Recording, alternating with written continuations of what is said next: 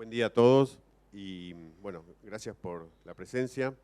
En esta oportunidad estamos ofreciendo una pequeña charla y para ello tengo la suerte de que Gonzalo, que representa a Munich Re como reaseguradora, podamos a compartir una charla en el sentido más de intercambio de ideas y llevar un poco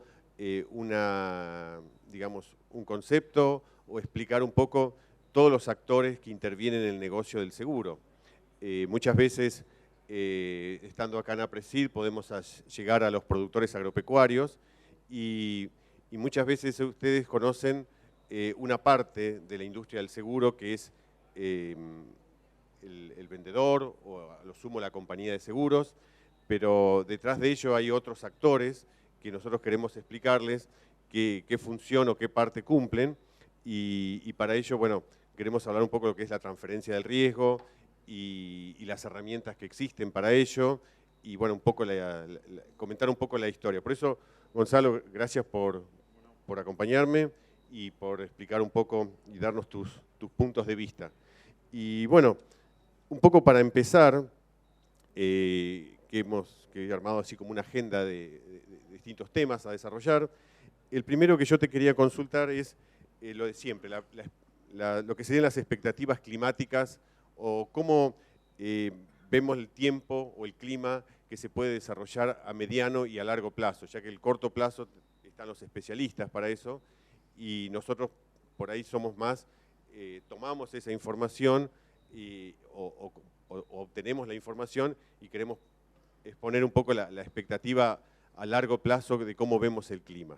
No sé, Gonzalo, si querés comentarme ya un poco de eso o comentarnos. Bueno, muchas gracias, buen día para todos. Gracias a Allianz, gracias Andrés por invitarme a este congreso de APRESID y a este taller que, bueno, Andrés tuvo la idea de ponerlo en contexto y buscar la manera de explicar algunas alternativas de la transferencia del riesgo climático, riesgo que todos los productores agropecuarios tienen que gerenciar y administrar entre tantos temas que tienen que tomar decisiones.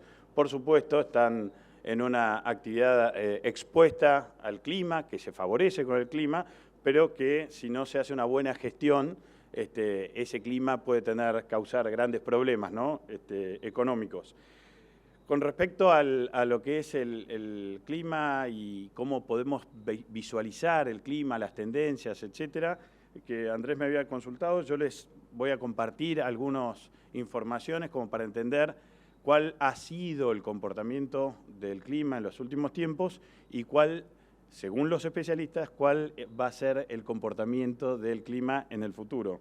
Rápidamente, y esto es a nivel global, estamos hablando, y ustedes han escuchado muchas veces, sobre el cambio climático y el impacto que tiene la radiación y la actividad del hombre, eliminando dióxido de carbono a la atmósfera, y eso genera un efecto invernadero que aumenta la temperatura y va modificando el clima a nivel mundial, a nivel global. Y esto está trayendo cada vez más eventos de mayor frecuencia y de mayor severidad.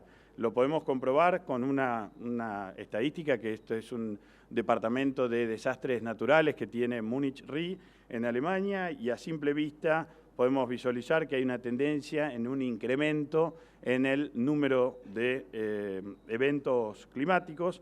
Son bastones que tienen distintos colores, pero desde ahí tal vez no lo vean, pero los verdes son eventos meteorológicos, son las tormentas que provocan finalmente granizo. Las partes azules de los bastones son los eventos hidrológicos, ¿sí? Movimientos de masa, grandes precipitaciones que generan inundaciones, y los de color anaranjado son los eventos climatológicos vinculados más que nada con las diferencias de las temperaturas. Como pueden ver, simplemente hay una cantidad en aumento en los últimos 30, 35 años de la ocurrencia de eventos que han generado catástrofes, ¿sí? O impactos muy fuertes.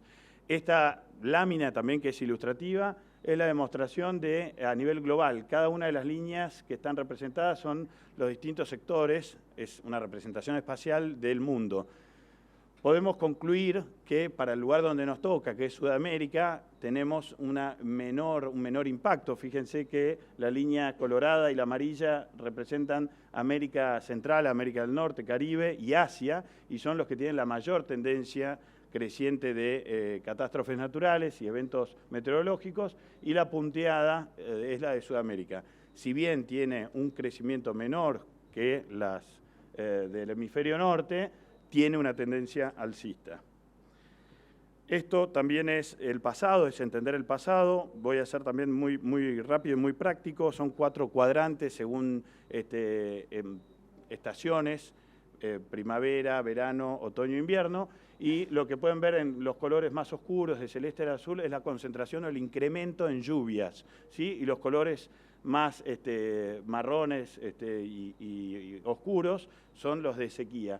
Fíjense que en lo que es el verano y lo que es en el otoño nuestro de Sudamérica, estamos viendo más aumento de precipitaciones en los últimos 50 años, ¿sí? Con inviernos básicamente de menor precipitaciones y primaveras neutras. Esto es en los últimos 60 años a nivel mundial. Y la proyección para los próximos 25 años da, también lo voy a hacer muy rápido para no entrar en mucho detalle, el incremento de temperatura en toda esta región, teniendo al norte un poco más de la temperatura media a nivel anual, y el incremento de precipitaciones en todo lo que es pampa húmeda y el centro productivo del país, siendo un poco más la Patagonia, siendo todavía un poco más árido, se proyecta que haya menos precipitaciones de las que hay hoy. Esto es, sí, cómo no. No, el tema del niño, ¿cómo te impactaría aquí, ¿no? Esto es largo plazo, gracias por introducirme. Esto es largo plazo, pero ustedes habrán escuchado siempre que los periodos cortos de niño y la niña, y como ya saben, niño es exceso de lluvias, niña es una menor precipitación y está vinculado a todo lo que es la temperatura media, la superficie del océano Pacífico tropical, ¿sí? Cuando llega hacia el lado de América se espera que haya un evento niño. Cuando esa masa de temperatura media superior va hacia Australia, Oceanía, acá en la región de América se espera que es niña. ¿Pero qué quiere decir niño? Lo voy a decir muy simple. Niño quiere decir que hay en un 60% de la región se espera que haya mayor precipitaciones de lo normal. En un 20% igual y en un 20% menos. Hay un déficit. No quiere decir que niño sea en toda la región va a llover más. Hay mayor probabilidad o mayor porcentaje de superficies con precipitaciones mayores. Por eso es raro a veces que años niño haya algunas regiones que tengan sequía, ¿sí? Fíjense el año pasado, fue un niño débil, pero hubo regiones de la provincia de Buenos Aires que tuvieron déficit hídrico, ¿sí? Eso es porque lo que no se sabe es dónde va a ser, pero sí se sabe que en el 60%, la mayor parte de la región, va a haber un comportamiento con precipitaciones mayores a la media y en un 20% normales. Quiere decir que solamente va a haber un déficit en un 20%, ¿sí? ¿Cómo estamos hoy con respecto a niñas? Fíjense, esto es un análisis histórico del comportamiento. Acá estamos, 2015. Esto es un estudio que tiene mucho tiempo y explica un poco dónde estamos. Fíjense, acá estamos estimando que, y lo dicen los especialistas, un niño neutro. Fíjense que cuando está más cálido estamos en tiempos de sequía. Acá estamos en un ciclo de buenas precipitaciones y se espera que este año sea un año más o menos de precipitaciones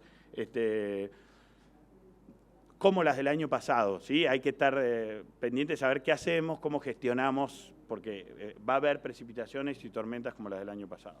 Bien, siguiendo un poco con los temas estos, siempre sabemos que el año niño hay más tormentas, por lo tanto las probabilidades también de que haya en algunos sectores bolsones de mayor tormentas en general con eventos climáticos. Pero, y el punto que ahora quería que se podamos desarrollar es lo que es la transferencia de riesgo. ¿Cómo el productor agropecuario transfiere ese riesgo? ¿Cómo puede enfrentar el riesgo climático y cómo lo gestiona? Lo gestiona a lo que es la transferencia propiamente del riesgo. Bien, el productor agropecuario puede tomar las decisiones que son, hablamos hace unos minutos sobre especulaciones, etcétera.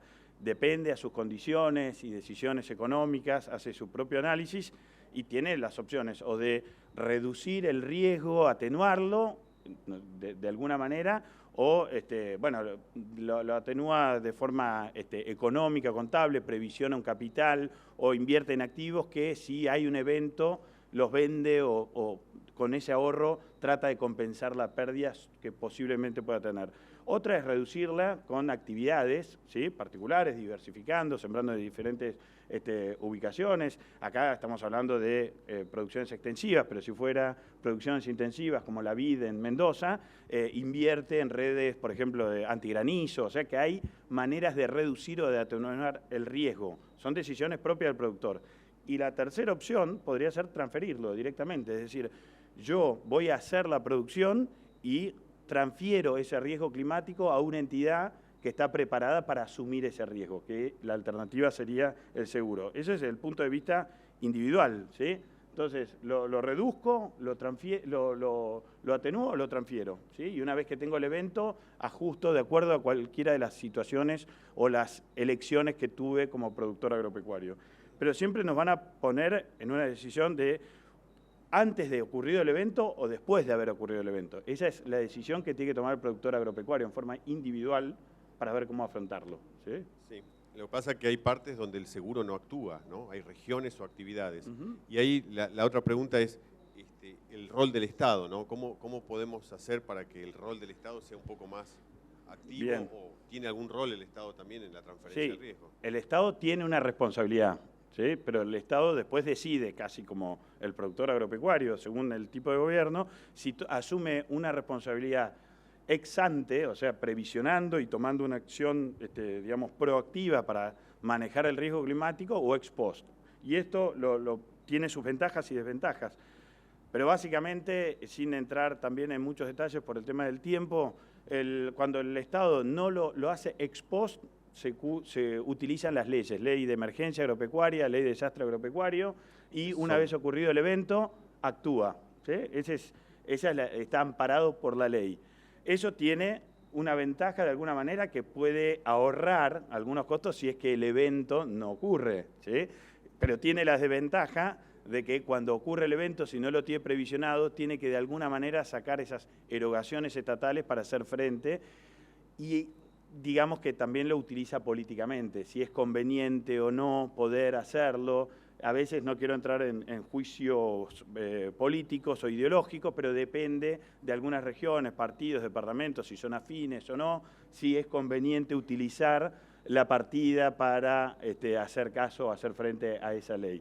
Cuando es ex ante, requiere mucho más trabajo, es mucho más complejo, tiene que estar el Congreso habilitando un presupuesto, tiene que estar todo legal, pero tiene las ventajas de que si uno tiene todo eso previsionado, de alguna manera previsto, sirve para tomar créditos en los bancos, sirve para que el productor produzca con cierta certeza de resultado, no de ganancia, pero de resultado y que no lo lleve al quebranto. Es un poco más complejo. A nivel mundial hay países que tienen una posición proactiva y que ex ante toma la decisión. Bien. ¿Sí? Todo depende de, viene una gran tormenta y ahí se agarran todos los pelos y empiezan a ver qué se hace con esos casos, ¿no? ¿Y cuál ha sido la tormenta esta grande, la que nosotros por lo menos registramos como la gran tormenta que más nos afectó de las campañas? Dentro de nuestra visión de la gran tormenta, que muchos de ustedes recordarán, fue la de mediados de diciembre del 2012. ¿Sí? Mediados de diciembre del 2012, como consecuencia de lo que veníamos diciendo del comportamiento climático, la severidad, hubo un evento que fue catastrófico y fue el que impactó en la zona de Marcos Juárez, abarcó a 3 provincias, Córdoba, Santa Fe y Entre Ríos. Fue una tormenta de granizo que se denomina supercelda, que afectó a casi 400, 500 kilómetros de largo por casi 50 de ancho y tuvo un impacto muy fuerte, no solamente de daños totales en toda esa región, sino que por el lado del sector asegurador, ese único evento generó 43 puntos de lo que se denomina siniestralidad. La siniestralidad, para los que no estén en el tema, es cobro 100 por toda la campaña y ya pagué por un solo evento 43 y me falta todo el año, ¿sí? Todo. Ese solo evento generó ese impacto fue el de más fuerte y se pagaron 120 millones de pesos en ese momento, casi 24 millones de dólares. ¿Sí? Afectó en forma original a 240.000 hectáreas. Esto es una expresión más o menos, no se ven los nombres, pero para que tengan una idea, por acá está Canals, ¿sí? Marcos Juárez, y por allá San Genaro, Justiniano Pose, y allá está cerca de Victoria, Nogoyá. Esa fue la dimensión de la tormenta de ese año. Claro, a quienes pudieron verse de alguna manera recuperados, todo depende del tipo de producto que han comprado aquellos productores, ¿no? Es a ver si pudieron ser cubiertos por este desastre. De hecho, es una zona que hay mucho nivel de seguros, igual, Sí, un nivel sí. de aseguramiento muy alto. Sí. Y bueno, ya siguiendo con otro tema, ya nos podrías mostrar un poco, reflejar las cifras de mercado, de qué cifras de mercado se manejan, estadísticas oficiales y bien serias, ¿no? Oficiales y serias Sí. del último año todavía no están publicadas. Lo más reciente es la vigencia anterior, que es la campaña 13-14, que fue muy parecida en realidad en comportamiento de desarrollo a lo que fue la reciente, que podemos usarlo como una noción, pero se está asegurando menos, ¿sí? Esto, en mi opinión, es porque el sector agropecuario está teniendo márgenes reducidos, se están achicando un poco las superficies sembradas y ahora estamos en una situación donde se están asegurando 18 millones de hectáreas a nivel nacional, a nivel país, y en esa vigencia el capital asegurado fue cerca de 65.000 millones de pesos, y con un comportamiento climático estable, no hubo grandes pérdidas como fue el año anterior, más o menos 1.700 millones de pesos. Pero básicamente en las zonas que tienen mayor desarrollo son las por aseguramiento, son las de Buenos Aires, Córdoba y Santa Fe. Fíjense que acá se acumula casi el 80% de lo que es la previsión o la transferencia de riesgo en estas tres provincias, básicamente. ¿Sí? Y con respecto a en qué se ha tomado consideración o con qué se han transferido el riesgo, básicamente las principales coberturas son las de granizo. El productor agropecuario toma la decisión de cubrirse más que nada en granizo, en un 65%, y esto responde a qué cultivos están más asegurados, responde un poco a los cuales están más sembrados. Las oleaginosas son las que tienen mayor cobertura de siembra y por eso están aseguradas. Representado por las hojas. Sí, totalmente. Pero fíjense que casi el 99%, casi el 100% son cultivos extensivos anuales. Hay experiencias en lugares concentrados como Mendoza, el Valle de Río Negro, etcétera, pero es muy poco. ¿Sí? Depende un poco del comportamiento del tomador, del productor agropecuario. Y esto representa la demanda, entonces, del sí, productor, totalmente. ¿no? Esto también son datos de coberturas es datos oficiales. Fíjate, esto es la cobertura de granizo, como en los últimos 10 años es el que más ha sido demandado. Granizo solamente es la cobertura. Esto sigue siendo datos oficiales de la Superintendencia de Seguros de la Nación. Es el de mayor, es la línea con triangulitos. Y en el caso de coberturas adicionales, heladas, vientos, etcétera, tiene un crecimiento del 75% en los últimos 10 años. Granizo, básicamente. Granizo 200%, fíjate, y estos 200% y los adicionales 75%. Esa es la demanda, básicamente. Bueno. Y siguiendo el tema, vamos al tema también que siempre se habla en el tema del seguro, es las tasaciones, ¿no? Sí. La evaluación de los daños, los siniestros, porque en definitiva el asegurado, el agricultor, muchas veces a lo único que conoce de la compañía es al tasador, ¿no? Por eso es tan importante la buena gestión y la buena evaluación de los daños en tiempo y forma y la buena atención. Después sale el cheque y se paga, pero la determinación del daño para nosotros como aseguradores es muy importante. ¿Qué tenés al respecto, tu visión, o qué nos podés comentar? Sí, tal cual. Coincido con el mensaje o la idea de que el tasador es el representante de la compañía que finalmente hace valer el rol o el producto que tiene la compañía como tal. Y los tasadores, hasta para nosotros es una persona fundamental, son profesionales, generalmente ingenieros agrónomos, que están bien formados, que tienen su experiencia, que llegan al campo una vez que tienen una denuncia con información detallada del campo que le provee la compañía, dónde está ubicado, cuál es el cultivo, toda la información para poder hacer en el campo su trabajo, que consta de hacer una evaluación de daños, de pérdidas.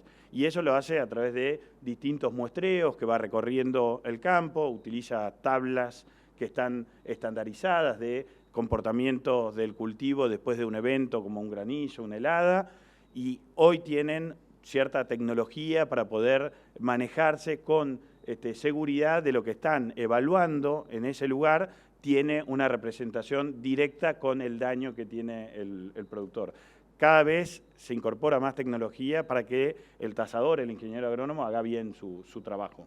Sí, un tema que por ahí has comentado, lo que es evolución versus recuperación, ¿no? Es un tema que sí. Por ahí queremos explicarlo. Sí, porque muchas veces, y eso pasa con los productores agropecuarios, que no entienden por qué el responsable o el tasador a veces toma la decisión de ir más tarde a ver el cultivo afectado o hacer una segunda visita una vez que hizo la primera visita, y eso responde básicamente al estado fenológico del cultivo. Si estamos próximos a cosecha, está claro que va a ir lo más pronto posible y va a tratar de resolverlo lo más pronto posible. Pero en cultivos donde estás, por ejemplo soja, que estás en un estado fenológico al final del estado vegetativo, a principios del reproductivo, el tasador podría ir un poco más tarde o debería incluso revisarlo en una segunda oportunidad, porque depende el estado del cultivo y su recuperación. Un año como este, que acaba de pasar, que tuvo buenas lluvias, es muy probable que el cultivo tenga una recuperación o una evolución mejor que un año más seco. Entonces, definir básicamente la pérdida o el daño en ese momento podría llevar a un error. Entonces, es aceptable y es razonable que el tasador, con su criterio agronómico, decida revisar nuevamente en una fecha posterior al cultivo para confirmar realmente el daño, o incluso esperar a ir a visitar el cultivo y ver cuál es la evolución después del evento. Sí. Yo por ahí no quiero recordar que si hay alguna pregunta, por favor la hagan o la podemos intercambiar ideas por cualquiera de los temas que se están dando, ¿no? Y otro tema que yo quería que podamos desarrollar un poco, la terminología, ¿no? Yeah. ¿Cuáles son los términos del seguro que muchas veces dan a confusión y por ahí entre la industria del seguro son muy simples, pero para el productor agropecuario son conceptos muy específicos? Y bueno, por eso quería ver si podías desarrollar algunos conceptos básicos que están siempre, deben ser tenidos muy en cuenta a la hora de contratar un seguro, o que puedan ser herramientas, ya sea también para transferencia de riesgo, ¿no? Sí, son muchos, la terminología del sector asegurador es mucho y nosotros a veces lo tomamos con mucha familiaridad porque entendemos de qué se trata, y a lo mejor el productor agropecuario, que no es su tema, no le presta atención y no sabe qué impacto puede tener no prestarle atención a esas terminologías. Es muy largo y tal vez no nos da el tiempo. Yo preferiría que si alguien tiene alguna duda que la consulte, pero temas, yo voy a nombrarlos básicamente, que es muy importante que como productor agropecuario uno tenga claridad de concepto, es cómo se aplica un deducible, cuál es la diferencia del deducible con una franquicia, cómo es el comportamiento a la hora de indemnizar o de pagar un evento o un daño, si hay un deducible o si hay una franquicia. Cómo aplica, si aplica sobre todo el lote o sobre todo el campo. Son conceptos que dan para hablar un poco más que lo que es este taller, pero si alguien tiene alguna duda en particular, la desarrollamos. Otro punto es el inicio de la cobertura. ¿Cuándo inicia? Porque uno dice, bueno, yo ya tengo la póliza y mañana tengo un evento, ¿y qué pasa ahí? Bueno, depende de las características, el inicio de la cobertura, de la vigencia, el inicio del estado fenológico del cultivo. Esas cosas tienen que estar bien claras, sobre todo en los periodos iniciales, cuando hay resiembra, cómo trabaja, porque depende de los productos, casi hay tantos productos como compañías de seguros. En eso tal vez en el futuro haya uniformidad de criterios, eso nosotros por lo menos tratamos de que así sea, pero bueno, esos son, diría, términos clave para después, a la hora de tener un daño, un evento, que el productor agropecuario sepa cómo va a proceder el tasador en nombre de la compañía para pagar el daño. Sí, y para evitar tristes decepciones Totalmente. al momento de un siniestro y que Sí. no cumpla las expectativas el producto comprado o adquirido. Ujú. Y respecto a tecnologías existentes, todos sabemos que en el seguro está avanzando también de la mano de la tecnología del agro, y por eso la industria del seguro también está capturando muchas tecnologías. ¿Podés comentarnos un poco lo que está haciendo el mercado Sí. en general, en algunas compañías en más, otras en menos? Bien, sí, destaco que está invirtiendo mucho en tecnología, el sector, la industria, realmente está aplicándolo. Toda la tecnología disponible y todavía hay mucho más por hacer, pero en los últimos 10 años sí se ha empezado a incorporar tecnología, no solamente para el análisis del riesgo previo a considerarlo, sino también para el tratamiento una vez que ocurre un evento. Pero solo para nombrar algunos, tenés hoy las compañías ya en su gran mayoría tienen georreferenciados todos los riesgos o los lotes o los campos que tienen asegurados, pueden incluso tener mapeado toda su cartera de clientes, dónde están ubicados. Eso también les sirve cuando envían al tasador al campo, tener más claro a dónde tiene que ir y la identificación del lote, e incluso cuando hay que hacer una auditoría, cuando hay algún conflicto y mandan a otro tasador a evaluar, se puede ir y verificar dónde se hicieron los muestreos, dónde se hizo la evaluación, y con esa tecnología poder verificar o rectificar si la evaluación del daño estuvo bien o mal hecha. En el caso de las imágenes satelitales, son fundamentales hoy por hoy para poder evaluar comportamientos climáticos y daños en una región, sobre todo en los periodos críticos que estuvo cerca el inicio de la vigencia, hubo eventos sucesivos, uno puede ir para atrás, hay especialistas que proveen esa información y poder determinar realmente si el evento ocurrió dentro del periodo de cobertura y qué magnitud tuvo el evento.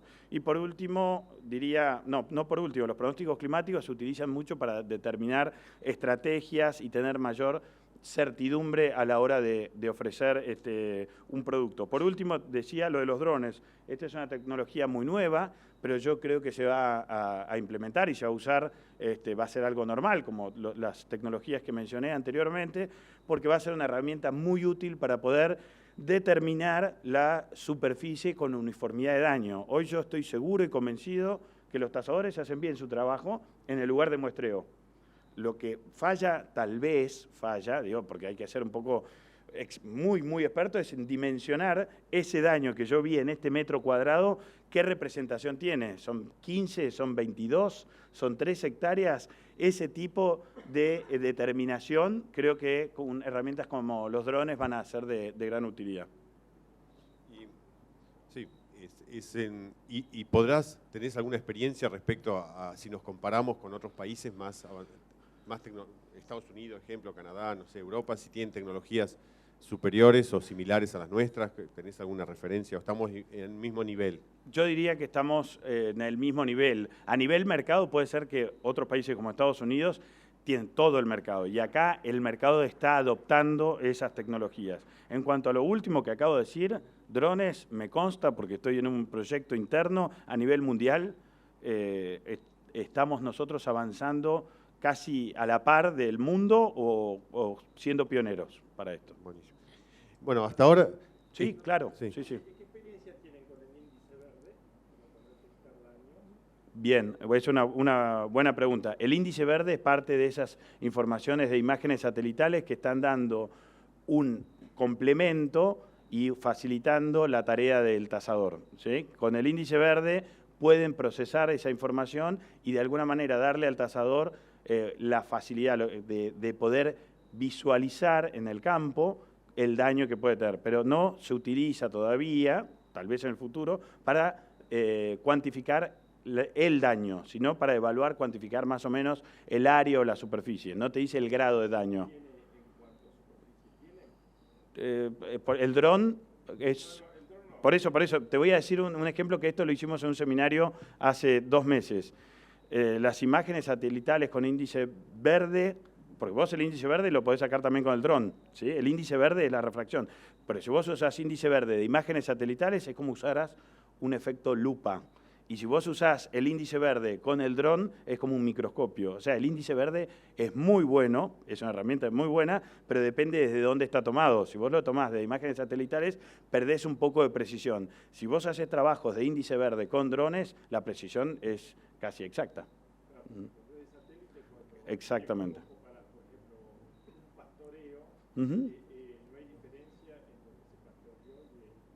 Cuesta más, claro, desde una imagen satelital, no, pero vos podés sacar índice verde con drones y eso va a ser mejor.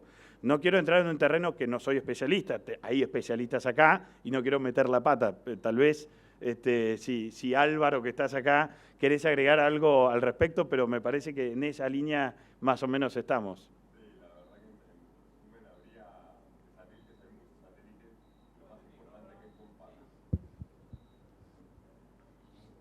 Gracias, Gonzalo.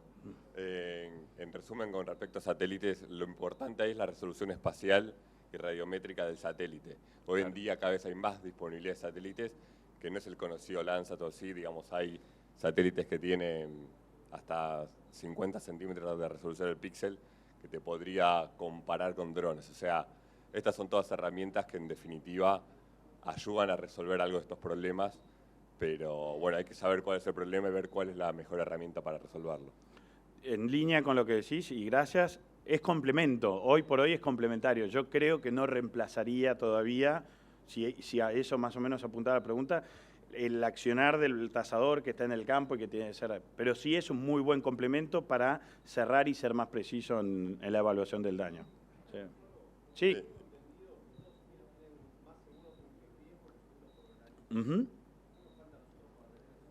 Perfecto, muy buena pregunta. En Estados Unidos hay un programa, ¿se acuerdan cuando yo mencioné el tema de ex ante y ex post, la participación del Estado? Estados Unidos es un referente a nivel mundial de lo que es previsibilidad del riesgo climático para el sector agropecuario ex ante, ¿sí? Está presupuestado, está legislado, está estandarizado y además participa o contribuye con un subsidio para que ese sistema funcione, ¿sí? El productor agropecuario, el costo del riesgo está evaluado a nivel actuarial.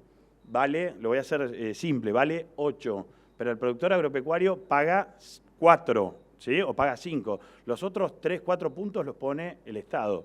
¿Por qué? Porque el productor agropecuario no puede pagar 8, se le hace inviable económicamente. Entonces, el Estado, que entiende que esto es una herramienta que le permite dar estabilidad a todo el proceso productivo, contribuye con eso. Y por otro lado, está previsionado y entiende que tiene una acción social también eso, porque el productor se mantiene activo, no quiebra, puede al año siguiente volver a producir, a sembrar, no habrá sido el mejor año, porque siempre le conviene cosechar que recibir un seguro, la indemnización de seguro, pero puede mantenerse. Ahí, yendo a tu pregunta final, ¿cómo tenemos que estar nosotros?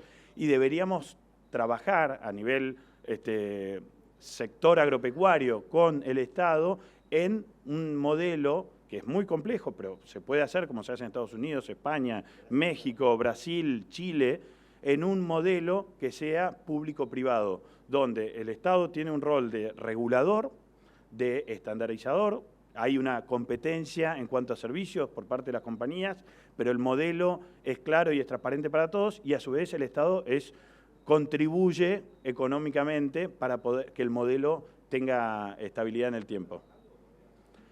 No, acá a nivel local no hay, se han hecho varios intentos, pero de esas características no. Claro, por eso digo público-privado. Cuando hablo de público-privado diría, el mejor modelo que es un triángulo, es el Estado, el proveedor, que es la industria aseguradora, y el productor agropecuario, donde en el caso de un evento catastrófico, los tres participan, ¿sí? Porque el productor tiene una pérdida, no va a tener el mejor resultado económico ese año, el sector asegurador contribuye con una parte y el Estado con otro. Al final termina siendo un sistema virtuoso, porque ese año ha sido un año de pérdida para todo el sector, pero se espera que ese sea un año y después los próximos, son modelos, pero los próximos 7, 8, 9 años el sistema sea positivo para todos. El Estado no tiene que hacer erogaciones, la industria tampoco, y el productor recibe su cosecha y puede pagar los impuestos y puede invertir, etcétera. pero tenés que, en algún momento hay que empezar y pasar por ese ciclo. A España le llevó 20 años de procesos de salir, entrar, regulaciones, leyes, etcétera, para poder implementar lo que hoy está muy bien estandarizado e implementado. El productor agropecuario, Estados Unidos también, México, todos saben que tienen una red de contención, esperando que ese modelo se dé una vez cada tantos años. ¿Se acuerdan la sequía del 2008-2009 en Estados Unidos? Eso generó un impacto tan fuerte que el Estado puso capital que le representó para recuperarse 18 años. 18 años para recuperarse, pero estaba previsionado, el Congreso tenía presupuestado eso. Totalmente, claro. Sí, sí. Toda la cadena de pagos se mantiene estable porque eso hace que el productor reciba por lo menos, no es para tener un lucro, por lo menos para pagar todos los gastos que le generó la producción. Sí. Gonzalo, buen día. Buen día. Tengo entendido que hay un proyecto de ley actualmente y que va a estar supeditado por la Superintendencia de Seguros con respecto a los reaseguros para el sector agropecuario. ¿Qué nos puedes comentar al respecto? Eso sé que es aplicarse de acá a 5 años en el caso de que el proyecto de ley se apruebe. Me dejas paralizado porque no conozco ese proyecto de ley. No. He leído un par de notas y como me interesa mucho la parte de reaseguros, Sí. sé que hay un proyecto de la parte de reaseguros agropecuarios, aplicarse de acá a un tiempo, es un proyecto igualmente. Ah, tal vez sea, perdón, Sé que hasta se va a crear como una secretaría desde la Superintendencia de Seguros de la Nación para no, acompañar. al tanto no estoy. ¿Sabés? ¿Tenés algo para contar? No, de verdad que no estoy. Tal vez lo que me dice Andrés, está trabajando el Ministerio de Agricultura y la Superintendencia de Seguros de la Nación con las compañías, las cámaras aseguradoras, etcétera, en un modelo, un prototipo de cobertura paramétrica. A mí me gusta llamar cobertura porque no es un seguro hoy por hoy, porque la ley de seguros de Argentina no habilita, no contempla lo que son los seguros paramétricos o seguros índices, ¿sí? Entonces, hay un convenio firmado entre la Superintendencia de Seguros de la Nación y el Ministerio de Agricultura en ver de trabajar en un prototipo, en un modelo de producto de cobertura paramétrica, que no sé si nos da el tiempo, pero puedo... No, nos da el tiempo. Sí. Claro, si hay algunos que no saben muy bien de qué se trata... Por ahí podés explicar el tema Exacto. que sigue, que está muy relacionado. Es coberturas índices o coberturas paramétricas, a ver si lo puedo decir en poco tiempo, es diferente a lo que es el seguro tradicional, ¿sí? El seguro tradicional tiene un concepto que a ver si lo puedo explicar con este modelo, ¿sí? El seguro de granizo, ¿sí? Veamos lo que es demanda y el tipo de riesgo. Tiene alta demanda el seguro de granizo, ¿por qué? Porque es un riesgo que el productor agropecuario no lo puede manejar. Algunos otros riesgos, con densidad de siembra, fecha de siembra, variedades, etcétera, más o menos puede llegar a tomar una decisión correcta y adecuada. El granizo no, digamos, es algo que le pasa y no hay nada, salvo que ponga una malla antigranizo, no lo puede evitar. Entonces, esto tiene muy bajo lo que se denomina en la jerga del seguro riesgo base. ¿Por qué? Porque una vez que hay daño, el daño se puede evaluar y es lo que va a recibir el productor como respuesta económica por ese daño, ¿sí? Esto es lo más tradicional.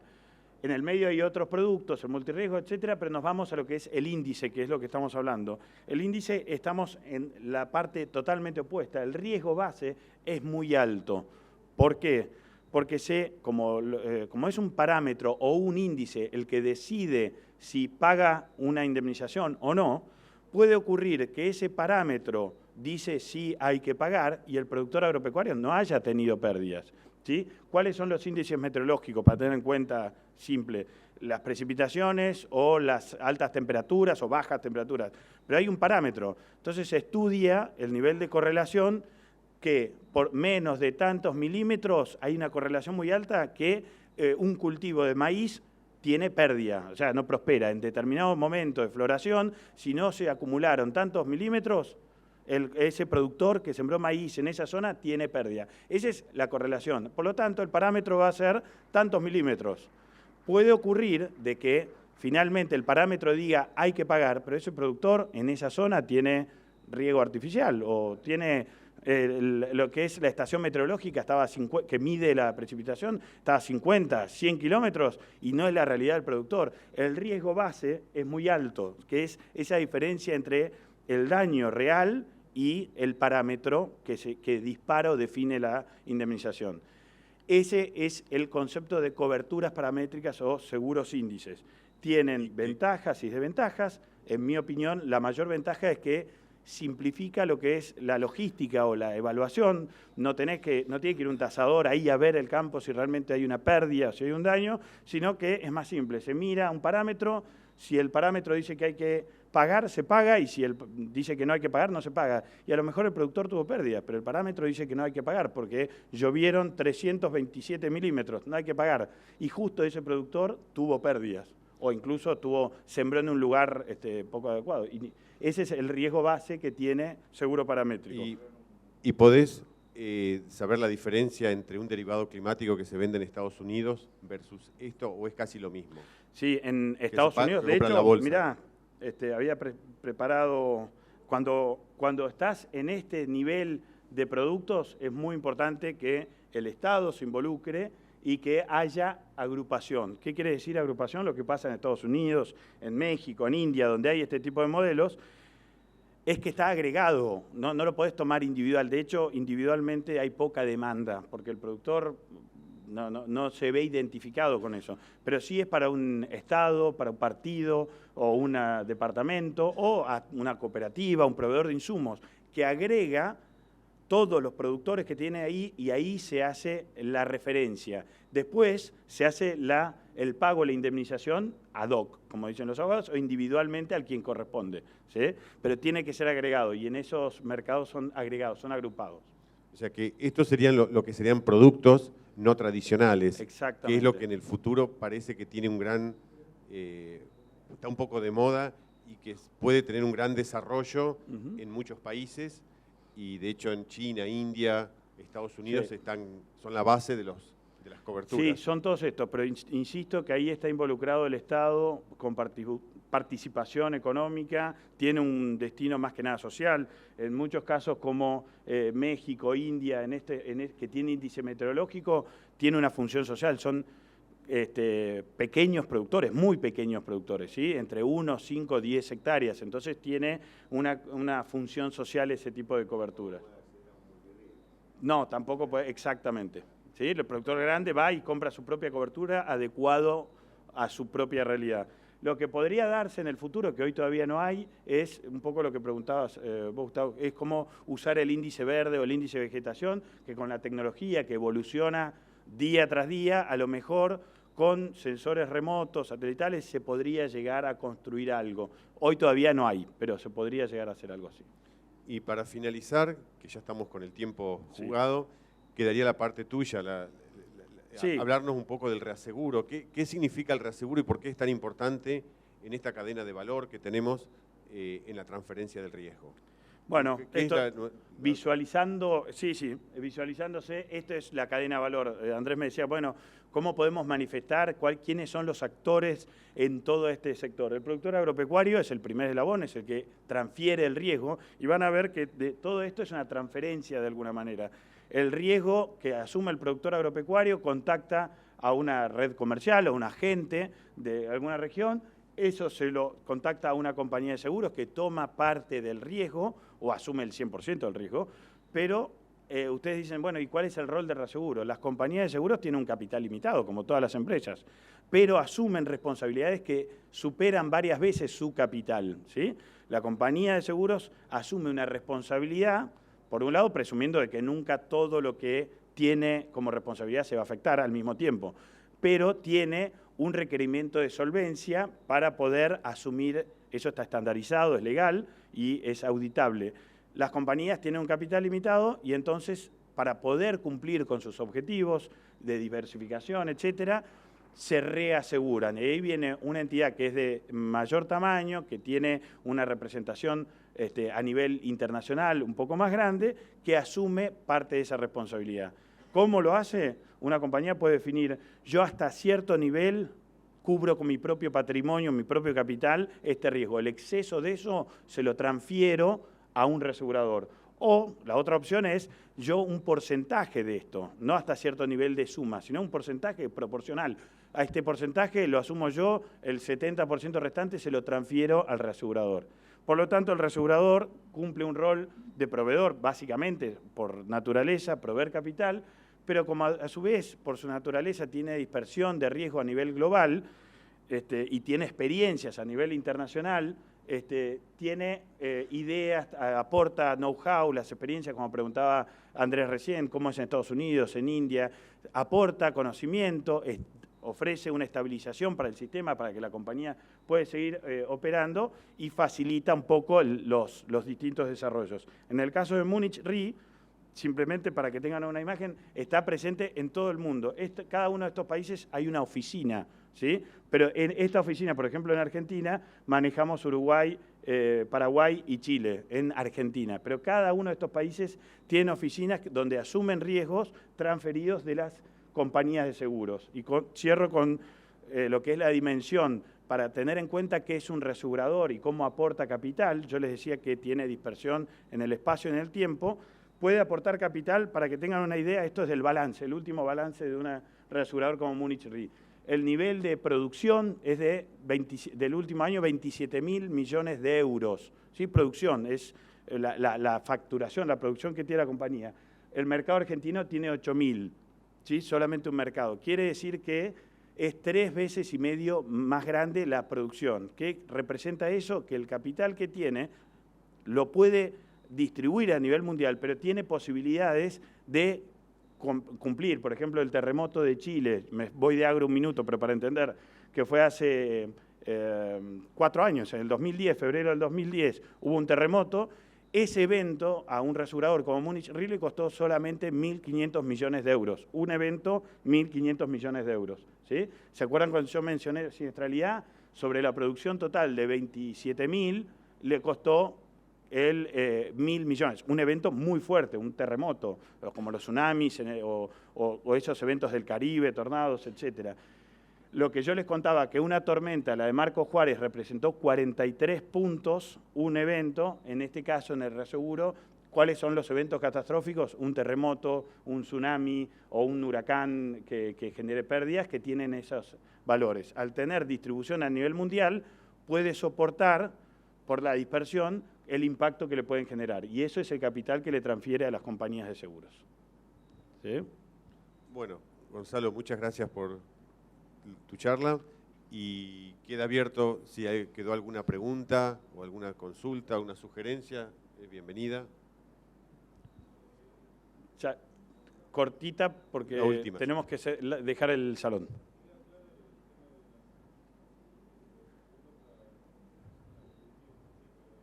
No llego a escucharte, perdóname.